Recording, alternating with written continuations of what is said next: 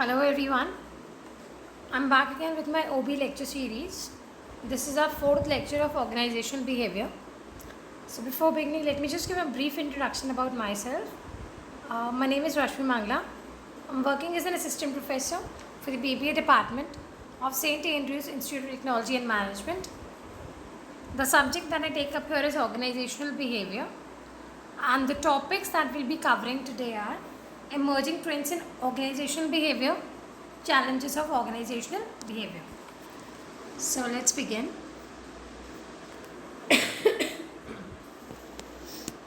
Now, see, organizations, nowadays they have witnessed a great development from the olden times, particularly in respect of their structure or their operations and people, and as a result of the challenges which are there in the modern business environment. So because of all these changes that are occurring and the influence of MNCs, the changes in the cross culture environment, growth in technical know-how and quality management, they have provided a different environment to modern organizations. So there are many trends that have been emerged in the organizational behavior and in the organization values. So some of the important trends that we can observe are: first one is customizing employee experiences. See, basically, what is done is it is one of the most powerful mega trends that is shaping the labor market is individualization. That is the demand by individuals to be treated as such in the workplace. Whatever demand is there in the market of the individuals, we treat those demands in our workplace. And because of globalization, people have discovered a wide range of life and career options. Sorry, I have a bad throat today. Yeah, so because of globalization, as I told you, people have discovered a wide range of life and career options, and which transforms their motives as employers and consumers. So basically what is happening is there are smart employers, and they are designing ways of working to suit individuals, not the organization, in an attempt to get closer to their markets and workforce. Basically, because we are dealing with individual demand, so employers are designing smart ways of working so that they can meet their demands and so that they can get closer to the market and workforce. So these kind of new ways, they have resulted in the demand of more flexible, less centralized and very flatter structures. So basically, customizing employees are customizing their own experiences. Second one is emerging employment relationship. See, it includes the jobs in which an individual does not have a long-term explicit or implicit employee contract. That kind of job where there is no long-term contract, or wherein the minimum working hours vary in a non-systematic way. Working hours, they are not fixed, they vary. And another dramatic change in the employment relationship is telecommuting. The way you commute, that is also a dramatic change. At times, you have flexible work timings when, there are jobs which offer work from home. So you have flexible work timings over there. So telecommuting, it poses a number of organizational behavior challenges also. Because if, for example, if there is work from home, it's not necessary that all the employees will be working efficiently. It's not necessary that all the employees will be utilizing their their capacity to the maximum. Will be giving 100% of their capacity of doing the work. So these are a kind of challenges that we can face. So basically, employees, they need to manage themselves through self leadership or due to absence of direct supervision. So these kinds of organizations, where we have work from home kind of things, or where the supervision is less, so employees need to have self leadership skills. Then, changing perception of future workforce. See, the working lives, they are changing as a result of global economic shift, technological advancements, changing demographics, and because of increased ease of relocation for certain levels of skill and education. So because of all these things, our working lives are also changing. Now, professional world, it has a higher level of gender and cultural diversity. and people are staying longer in professional goal in an attempt to increase their chances of matching their profession with their values. Basically, they are being more focused toward the organizational goal. That is what they're trying to say here. And not only that, a majority of organizations, they now have multicultural workforce because of increasing demographic diversity. And advanced economies, they are seeing an ongoing shift. A shift is there towards service sector job, and companies and other organizations are becoming more networked and flexible. A huge shift is there towards service sector jobs. So, the perception of the future workforce, the people who are going to work in the future, their perception is changing with the changing working environment, with the change in technologies, with the level of globalization, and with a huge amount of demographic diversity. Then the next trend that we observe is work in ethics. See, ethics is a major trend in organizational behavior today. Ethics refers to the code of conduct of individuals in organizations in maintaining order and flow of activities.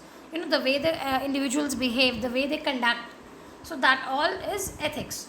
And almost every organization has adopted a code of ethics which has been developed over time and is required to be followed by all the employees. So each organization has its set code of ethics and all the employees have to follow that. And it is done on strict basis to the extent of making it mandatory for each person to have a copy of all code of behavior. So it is strictly followed in almost all the organizations nowadays. And ethical practice, it depends on the consequences and the use of personal and social values, and not just about awareness. It all depends upon our personal values. Our ethics are more connected to our personal values. If you are a person who's very disciplined, you will automatically follow the ethics.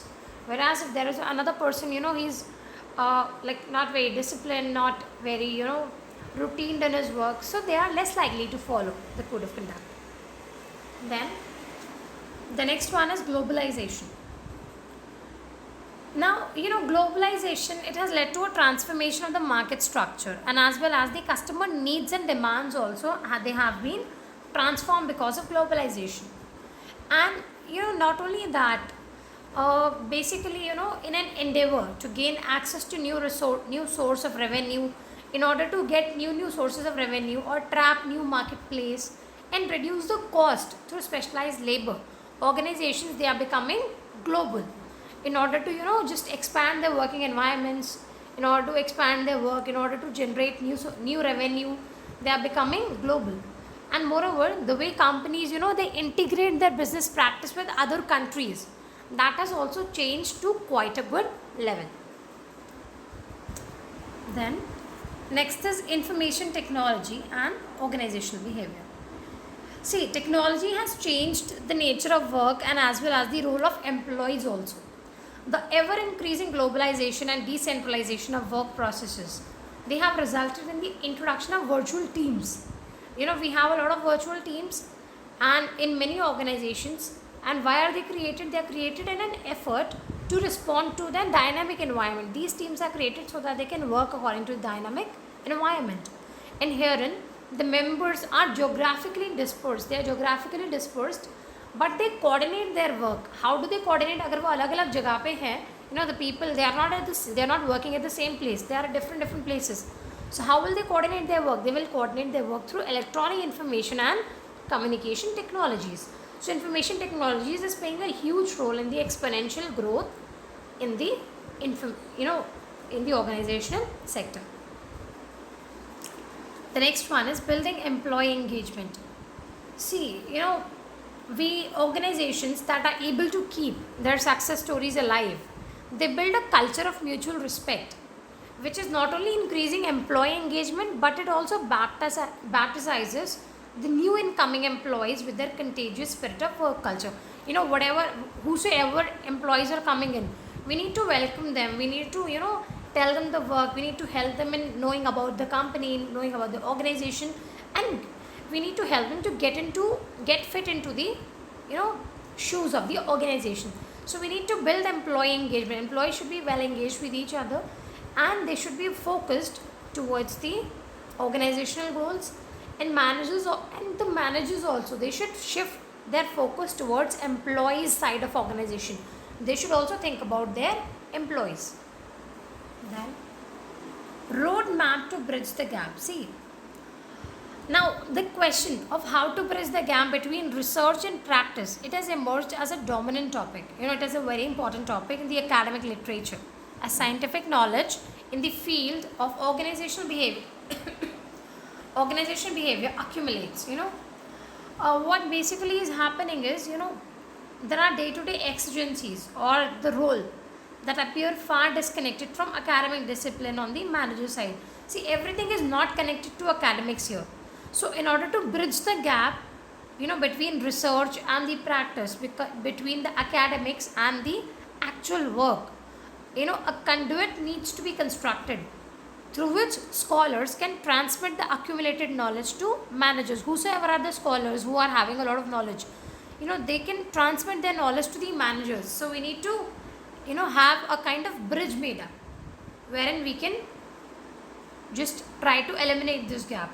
And once, the chasm is bridged, the two sides are united. As managers, they seek to apply the associated models and theories. Once managers get the knowledge, so they can apply those theories and those models in working towards the organization. So that was all about emerging trends in organizational behavior. Now we'll be learning about, a lot of challenges that we face in various organizations. Let's see them. See, it can be observed that the organizations, they shall have to adapt to a lot of changing environments nowadays, be it internally or externally. And the principal objective of this whole report, it is to enlist and analyze and brief the challenges, that are posed to organizational behavior because of the above factors, which can be external or internal, or apart from those also there can be many other factors. So the authors have referred to existing academic and research texts, and they have categorized the challenges into 5 major categories according to their origins. Now let's see them. First one is demographic factors, diversification, technology, resistance to change, and globalization. Let's see them one by one in detail. First one is demographic challenges to organizational behavior. Now, demographic challenges includes 3 major issues: managing the workforce diversity, gender issues, and age factor issues. See, first one, managing workforce diversity. Now, workforce diversity means that organizations, they are becoming a more heterogeneous mix of people. There are people who are coming from different, religions, people, a mix of people in terms of gender, in terms of race, in terms of age, ethnicity, and sexual orientation. So there is a variety of people who are working in the organization. So the most important challenge that organization face is to adapt the people who are different, adapt the people in the organization. So globalization, it focuses on differences between people from different countries, but workforce diversity, it is addressing to differences among the people, and that is one of the major challenges that we face, that people, who are of different cultures, it, to bring them together, to unite them, and to, make them work together in a same environment, that is a major challenge. Then second is age factor. Now the workers' age profile is also a contradictory factor leading to the diversity of workforce. Discrimination based on age can be applied in comparison between a worker aged 40 to 70 with another aged 18 to 25. There can be discrimination. See, at times, more work is given to the workers who are young as compared to the ones who are old. Although the older ones are getting more salaries, but age factor, it brings a challenge. At times, employees start comparing themselves. So these kind of discriminations, which is on the basis of age, they can be applied and they pose a major challenge in the organizational behavior. Then the next one is gender issues.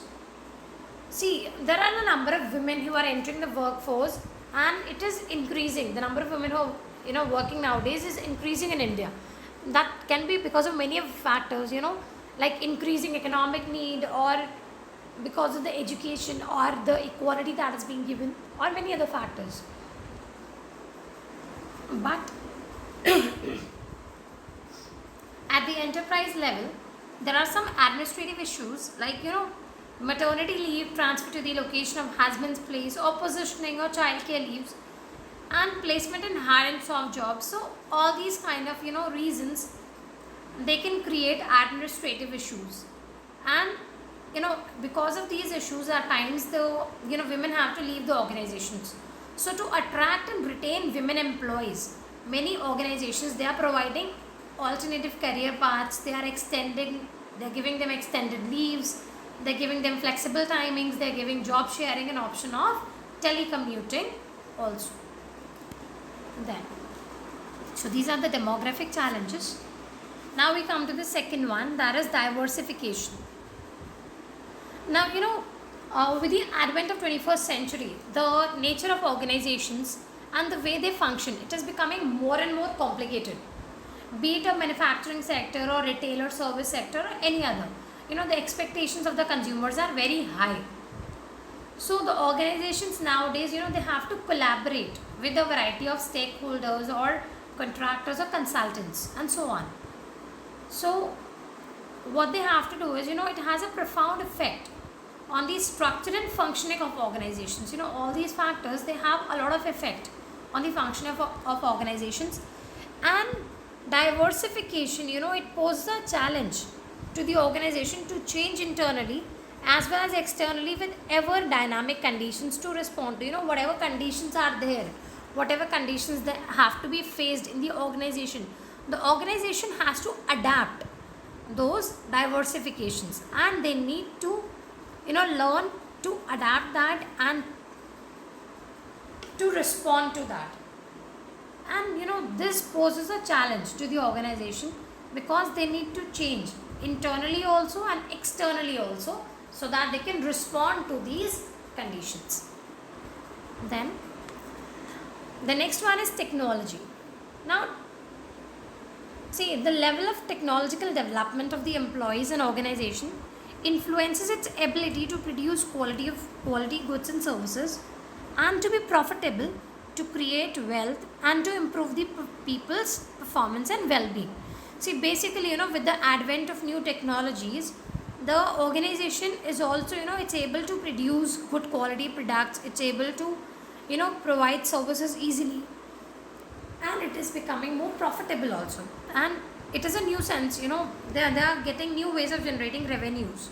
So the management of the technological innovation, it can be achieved through socio-technique approach, which involves management of proper interface between human resource and the technological system. Then resistance to change, this is a major challenge that we face. See, in all the organizations, the employees who are working over there, they do not very easily accept to changes. When you need to bring in a new method of working, when you're bringing a new technology of working, so people don't, they don't easily accept those things. So that becomes a major challenge. See, any organization in today's fast moving environment that is looking for the pace of change to slow is likely to be sorely disappointed. In fact, business and organizations should accept change. Business or organization, they should accept it, as change is important for any organization. And without change, business would likely lose their competitive edge. If we are not changing along with the environment, our competitive edge will be lost, and they will fail to meet the needs of what people most hope to be a growing base of loyal customers. If we have our customers, they want us to be up to date. For example, if you have a shop wherein you're selling, let's say you're selling garments. So whatever is the new designs coming up, whatever is the new patterns or new quality of clothes coming up, you need to be up to date and you need to bring those. Otherwise, your customers will not be interested in purchasing the things from you. So to meet the demands of the customers, we have to accept the change. Now change can be, it can be in the technology, it can be in the customer's need, and it can also bring growth opportunities for employees also. Then the last one is globalization. See, globalization, as I told earlier also, it has helped us to, get connected with the companies of various other countries. It has helped us to find new ways of generating more revenue. So, multinational corporations or MNCs, they are the key players in international business. They are defined as a business that has direct investment. Those business that has direct investment abroad in various multiple countries, and investment is in the form of marketing of manufacturing subsidiaries. And transnational corporations, they are among the world's biggest economic institutions. And MNCs, they are a lot beneficial to the less developed countries, because they improve the foundations of backwards economic environment through diffusion of capital or technology and skill and exports in those countries. So the values of the country, they change to reflect a country committed to staying in pace with a rapidly changing global environment. If a country, it wants to keep itself in pace with the changing environment, it needs to extend its political norms and its nationalistic tendencies. We need to expand ourselves, then only we can be globalized. So these are a few challenges, that we face in organizational behavior. That's all for today. Let's see the questions based on today's concept. Explain the emerging trends in organizational behavior. What are the challenges of organizational behavior? Stay tuned for more upcoming videos. Thank you.